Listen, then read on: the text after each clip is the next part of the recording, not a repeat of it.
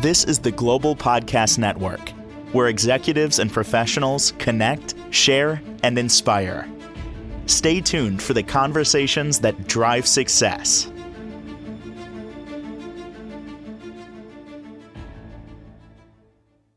We are back now with our dear friend and world-renowned event planner at Events by Shaun Rajah. That's right. He's joining us today live from Chicago, Illinois, another city that was hit hard with the snow the past few days. And we're here to talk more about really the fact that he's been in this business for so long and helping so many people with luxurious events. And boy, oh boy, if you haven't watched or listened to any of our shows yet, let me fill you in. Well, I'm going to ask the man himself. Shaun, tell us a little bit about yourself and how you got your start.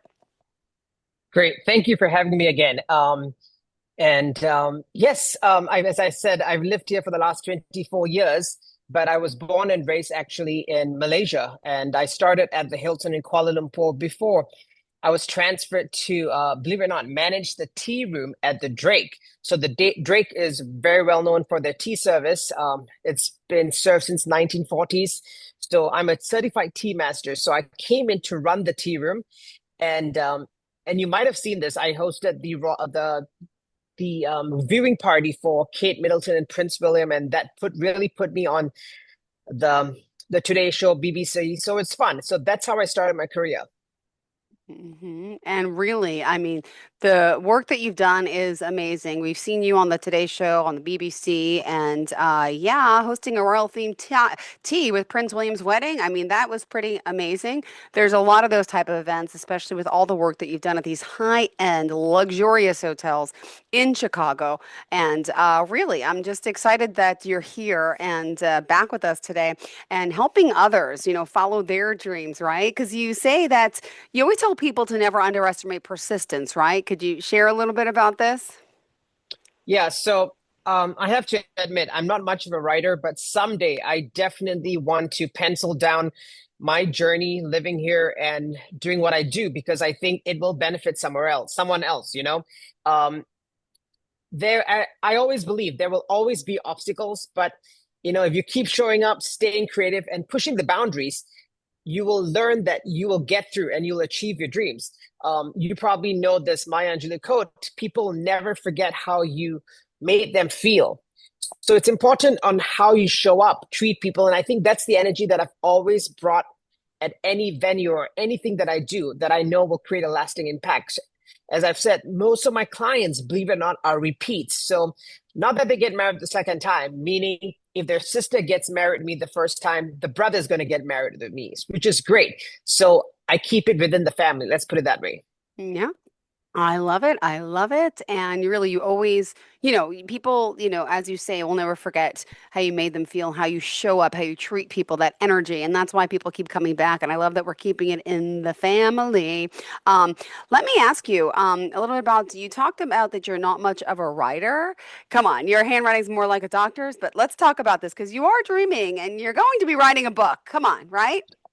Yeah, funny enough, many people assume Malaysia. I always tell people, they go like, "Wait a minute, you're from Malaysia?" I'm like, "Yeah, we don't live on trees." But it could be as simple as, I think of the Jungle Book, The Jungle Boy. But Yes, yes.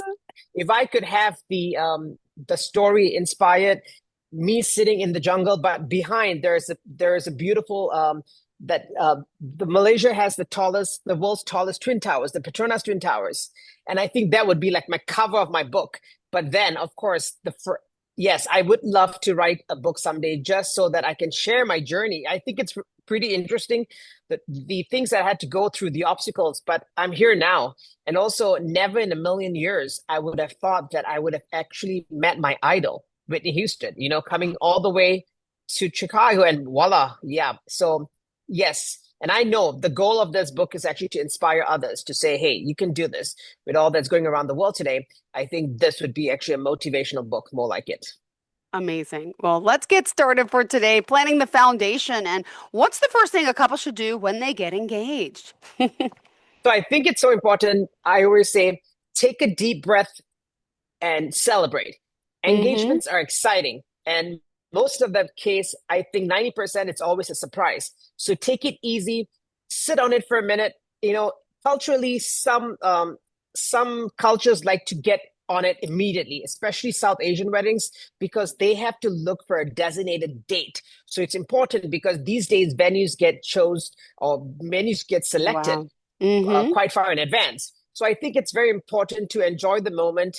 Go on a little mini vacation. Take a weekend off. Enjoy this because this is monumental. Then, of course, it comes to reality. Discuss a general budget and priorities. Know exactly what you want, whether it's going to be a destination, whether it's going to be home based, whether it's going to be in a hotel where everything is taken Yep. care of, whether it's going to be in a venue, an open venue space, because all these brings up the cost, brings it down. So it's important. And of course, time of the year, you need to know the size of your wedding, the style, indoors, outdoors, and you need to learn how to cut a guest list. Ooh. If it's the third cousin, guess what? You saw them the last when you were 7 years old. Yes, she's not coming, Yes. and there needs to be a way. I always tell this to my clients. There's always an aunt or an uncle who's probably going to come into the wedding and say the wrong thing. With that said, he goes on B list. Once I send out my A Absolutely. list, I send out my A list and I get all my RSVPs in, which is what I like to recommend to my clients. Yeah. Send a save the date. Many people do a save the date by just telling people, oh, this is my date. But no, I like to actually send the save the date and also get the RSVP in, because if someone's going on vacation, they are going to plan their lives ahead. So if they're Yep. not coming, great. But I'm going to Mm-hmm. have it filled up because I have guest list B. Yep. And guest list B is typically you want to invite them, but they're not so a priority, or of a courtesy to your parents, you have to add them to the list. And hopefully you send it to a point, you send it late enough, they're like, oh, we can't make it. And you're probably like, yes, thank you so much for letting us know.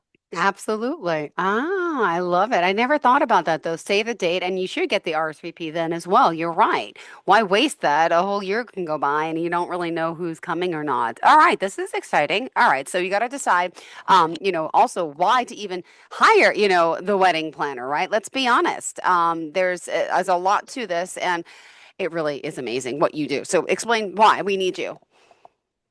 So, of course, we say that it saves stress, money, and time, but in reality, it does. It's a fact. Some people still look at a wedding planner as, wait, is it a real job? Absolutely. Yes. Especially when you're a busy person, it eliminates stress. Okay, we take you to the finish line.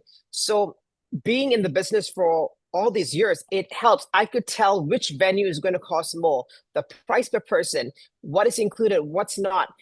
I'm not going to go to a venue and say, hey, I need this price to be this. No, I just know already exactly what's it going to cost me versus having a wedding in a venue. It's an open space, So, but hiring a wedding planner at this point is crucial. It keeps everything on schedule and on budget. Then, of course, because of the long lasting relationships I've had with these vendors all these years, I would just text, call, email them and say, hey, can you put a hold on this date? Because Yeah. I have a certain group of people that I love to work.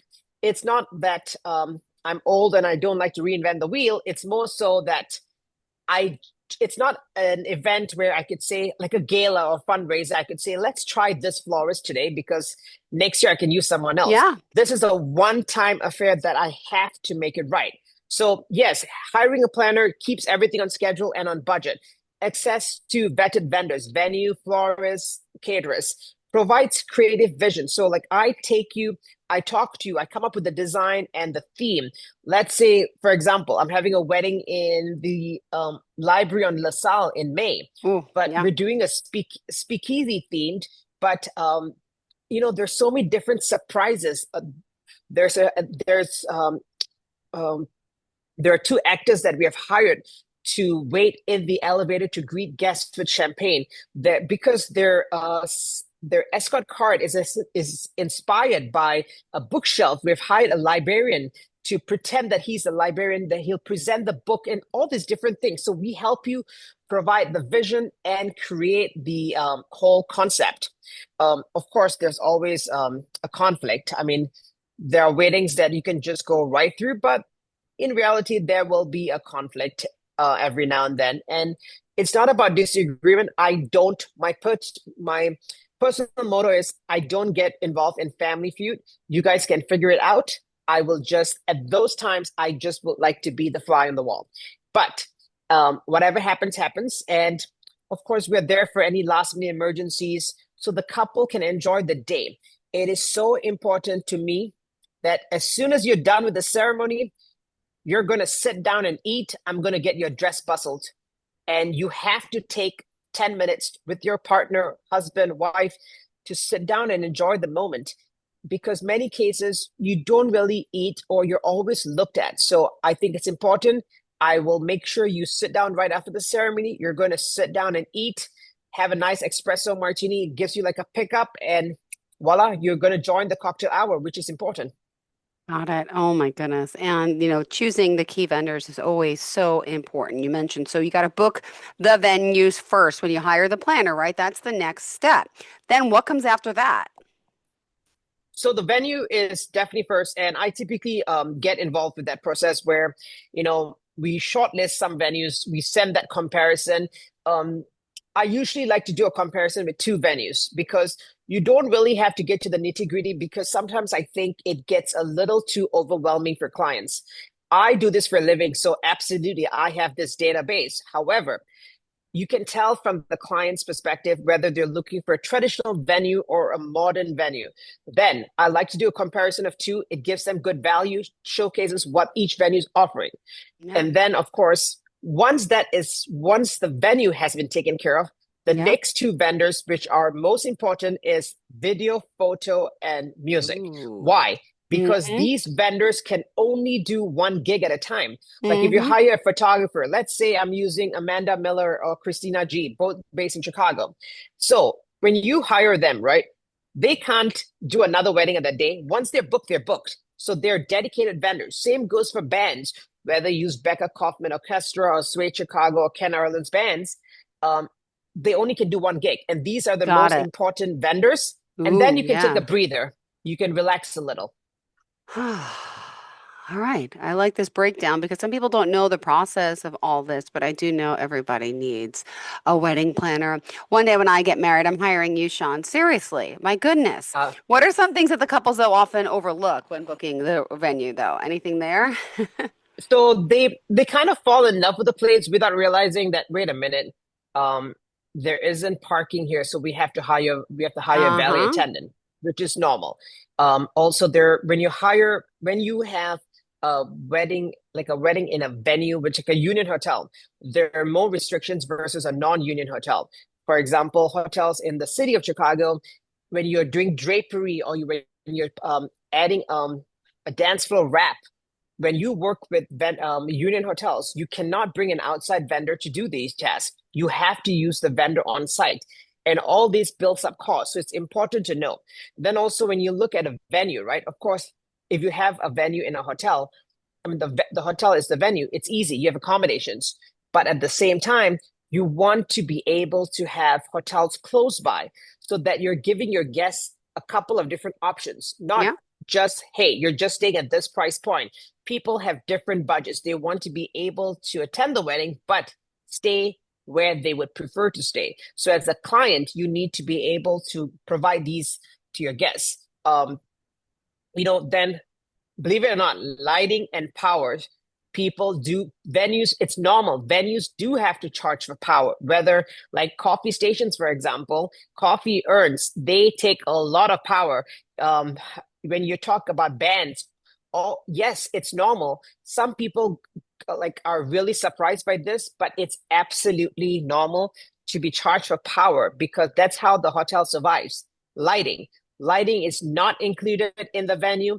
The basic lights, which are the beautiful chandeliers right in the ceiling, those are there. You can dim it, but you need lighting like pin spot, up lighting. So, so these are some of the things that Mm-hmm. people tend to overlook at times, which is why having a planner, it's more so that we talk about this right from Yeah. the start. So there's a set expectation versus stepping in later and like, oh, no one told me about it, you know?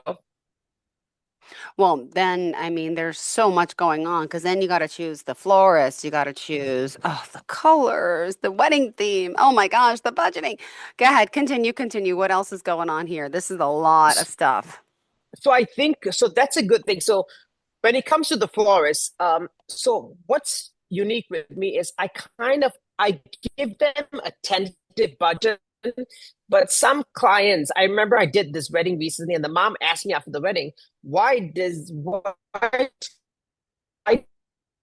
didn't we discuss a budget prior? Because I said when you were looking at these venues, I could already set and I know exactly what your expectations were and your price point. I could tell it was going to be a high-end wedding. But I said initially I just sent like a draft just so that range because floral. And then you could have someone spend $250,000 for floral and more. Mm-hmm. So it just varies, from one end to the other. We all have a budget, so it's important. So, firstly, it's good to start with a mood board or an inspiration board. That's my key. And Got it. also, don't drive yourself nuts and book a wedding and just get to the floral immediately. Take a breather because you're probably going to attend weddings this summer. Go and check it out. See what you like because you want to keep yourself aligned with your color tone because in many cases, you may start with lavender, green, purples, lilacs, and then after attending a few weddings in the summer, say, hey, I think I'm going to go with an all Yeah. variety of greens. So it's normal. We get it. But just keep in mind, now the florist who's already worked on your design and proposal now has to go back and redo that proposal. So it's Oh, respecting their time as well, you know? And of course, when you think about seasonal flowers, let's say the bride wants to walk in with a beautiful bouquet of peonies, but it's not in season. Could we yeah. get it? Possibly. Of course, you have Yeah. to pay for the extra price. Um, and I'm more of like less is better, meaning I want to be able to see the person across the table. Low and lush is beautiful, or clear, slender vases, so that I can see the person across the table, have a conversation. I love a mix of round, square, even serpentine tables. I think that's unique. I love the different textures, layers, and I think these days people are focusing a lot more on those little details. Napkins, the napkin fold, ham stitched napkins, all the different textures that come together when you put a table. Well, I mean, the work that you're doing is incredible. If you are just tuning in, we got to remind everyone that we're here with Shaun Rajah, our event planner, events by Shaun, and based out of Chicago, Illinois, but really internationally known for some of the most highest, luxurious weddings worldwide. I love having you here, getting to chat with you. And let's continue the conversation again for today. We have a lot to get to in our podcast. And what did you have in store for us next, Shaun? Let's talk about how do we come up with a wedding theme or concept. You know, Yes. um, it could be as simple as let's do a green and white theme. You can never Okay. go wrong, okay? But then you want to add the couple's personal style and story. Like I always say, for example, I always ask you, where did you go for your first vacation? Let's say you went to Lyon, Paris. France. Great. Okay, let's take that as an idea, but let's talk a little bit more. For example, I did a pre-welcome reception, which was inspired by Paris because that's where the couple had their first vacation together. So it seems relevant. People know. You're not just walking into a cocktail party. So we want to connect a story. Or let's say the groom sent the bride a DM on Instagram, but she wasn't following him, so she really didn't see the message until 3 months later. But he saved that DM, so I took it and I put it on a cocktail napkin for the because it's a conversation starter. Because people always are coming in, they want to know more, and in that time frame where they're coming to the wedding, yes, they're going to have a blast, but these things kind of like personalize the whole event. And of course, I do think venues like Pinterest, Instagram, are great resources, but it's also going to drive us as a planner nuts because you're constantly looking at things and you probably might say, oh my God, I love this, or I do not. I like this now. So it will come to a point whereby I'm like, okay, it's a year down the road. Let's figure this out. And let's give you another month for you to come up with your final color palette because we can't change this consistently because I need to work with the florist. I need to put things, I need to book things. So it's Yeah. important when you decide on color palette, mood, you think of seasonality, like darker colors like plum, burgundies, bronze, gold. Those work really nice in the month of October, November, December. And then the lighter pastel colors are perfect for seasonality, like seasons like spring, summer. So, and as I said, I think it's important to use boards, inspiration boards like Pinterest and Instagram, but you can copy it, but just make it personal. Like I don't like to repeat something. I use it Mm-hmm. as an inspiration because people always come and say, hey, this wedding that you do, we loved it. Okay. I said, let's take a Yeah. few things from there, but let's not, because I don't want to repeat my stuff. I like to have something unique each time, you know? You there? You froze? I did. Oh, Yeah, I'm there here. you go. Yeah. Perfect. Well, let's continue. I mean, really, this is fantastic. And, the concept or theme, I mean, I'm sure you're good at talking to people, getting to know their background, and you kind of use their inspiration as well as yours, and you put stuff together. It's amazing that this all comes through fruition. And you mentioned, like, there could be lanterns, floral chandeliers, custom linens, all these different design elements. It's by you getting to know the couples personality and their personal, story, right? Absolutely. And I think many cases people um like they book a hotel because it's a one-shop call. You get your linens, your stemware, flatware, glassware. Yes, it is, but is it to your liking? Meaning, Mm-hmm. is it, yes, it's convenient. You have stemware, flatware, glassware because equipment is expensive. But then you need to set your priorities and you need to understand, wait a minute, is this exactly what I want? Because like certain hotels, for example, the Peninsula does really beautiful, they have beautiful linens. Two options are chairs. They're, well appointed ballroom. The food is amazing. The service is impeccable. Yes, it hits all the spots. So that's great, you know? But moving on, let's talk about, what are common things that people forget but are important. So in that process, you always want to think about transportation logistics. That is a very key essential. Why? If you're if you're not having a wedding at a hotel, technically it is customary that you have to provide transportation. It is the right thing to do, especially in seasons like winter. Yeah, that is a no. You have to. There's no way around it. So basically, the shuttles will pick up your guests and bring them to these venues, and then they'll also shuttle them back later. So transportation is one cost that many people tend to forget, but it's key. Uh, Vendor gratuities and tips. It's a very odd topic to have, partly because I wasn't raised here and back in Asia, we don't really work on gratuity. Is it appreciated? Yeah. So I do it. I want to make sure that my team, or as in my team, as in the vendors, the bands, the musicians, they're all taken care of.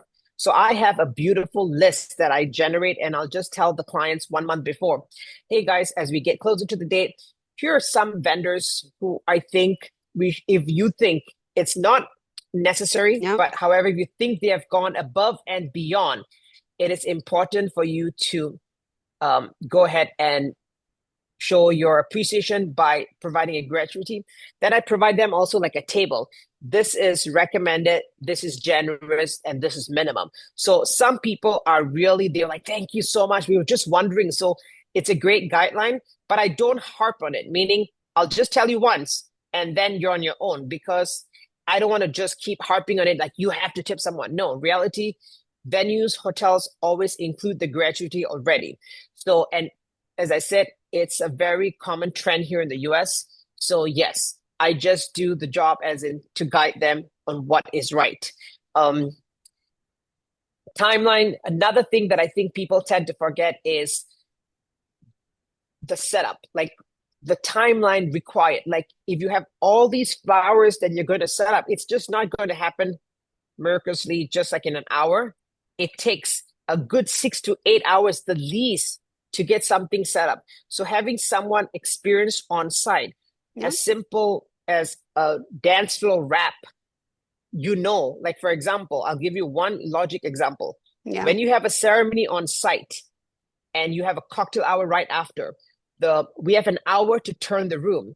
But if Oh they're my going gosh. to actually Yeah. cover the dance floor, Mm-hmm. you don't have time in between to wrap the dance floor, Yep. which means you need to drop the dance floor first, Yep, cover I'm it up, sure. drape it off Ah, so that when guests come in for the ceremony, they know that they're attending. They don't know they're sitting on the dance floor, but in reality, that's what it is. So there's lots of things around which is hidden that you kind of like need to have a planner to know that. oh my goodness. There's so much that goes into this. What else? We still got more time. Go for it. Go for it.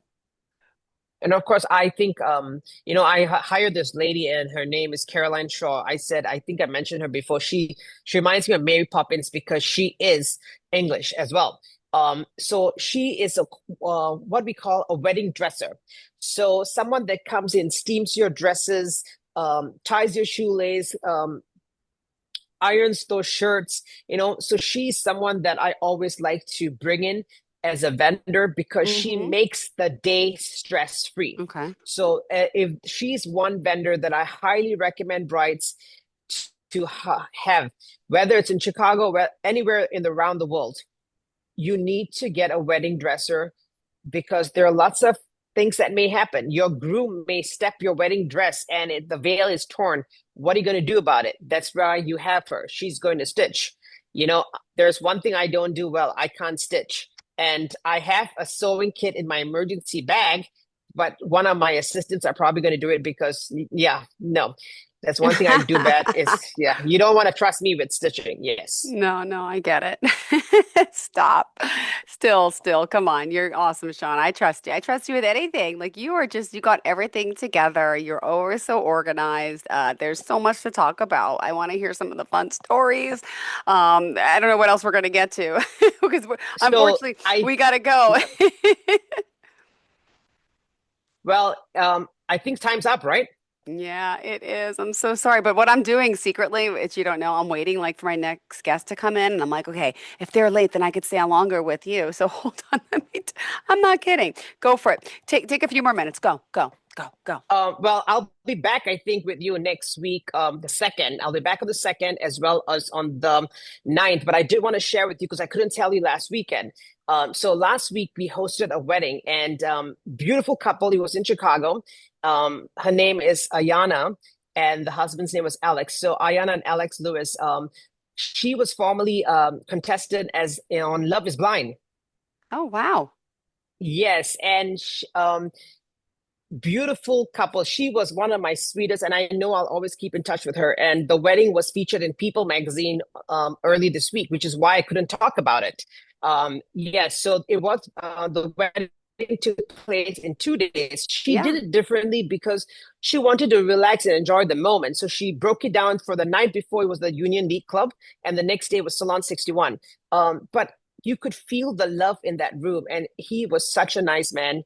And talking to and people get stressed at times, and they may change their demeanor, but no, not this.